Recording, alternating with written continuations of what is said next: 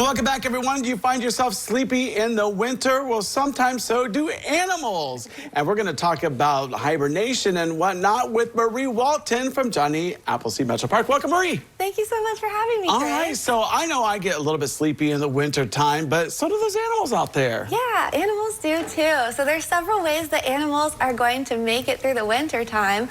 And one of those ways is by sleeping. But there's different types of sleep that vertebrate animals go through. So vertebrate animals are animals with backbones, or mammals, reptiles, amphibians, birds, and fish.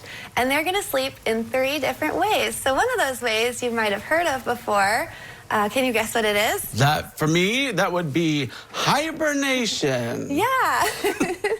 So a lot of animals are going to be doing hibernation in the wintertime, and that is a long, continuous winter sleep. And so animals like groundhogs are going to be fattening up in the summer and the fall, because one of the hardest parts about winter isn't just the cold, but the famine for a lot of animals. So groundhogs, they eat leafy greens and fruits, and in the wintertime, there's basically none of those around. So they're going to have to find a way to survive the winter.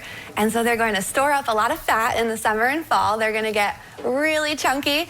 And then with all of that energy stored up in fat, they're going to burrow down in their dens throughout the winter and do a long continuous sleep where they barely even breathe. They're breathing maybe once every 5 minutes to conserve a lot of energy. And they're going to be burning through that fat that they have stored.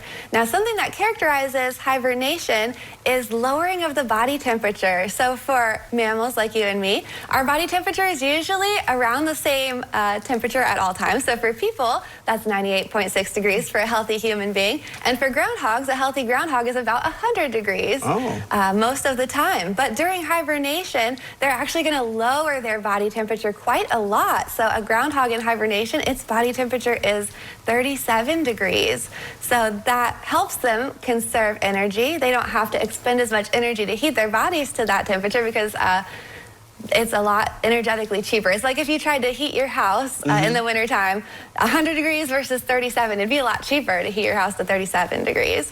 And that's one way that they're going to last through the winter. Now, another way that an animal can make it through the winter, another type of sleep, is called torpor. And if you think of hibernation as a long, continuous slumber, torpor is a lot of little mini power naps. So something like a chipmunk is going to fatten up a little bit during the summer and fall, and it's also going to store food down in its burrow.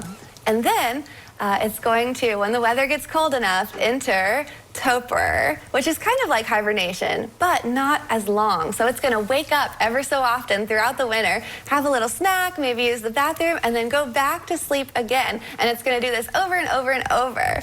So torpor is another way, and that's how most animals around here are going to be lasting the winter. So the only animals in Ohio that go through hibernation are really groundhogs and certain species of bats, where other mammals, also some species of birds and fish, are going to be doing torpor to last through the winter time.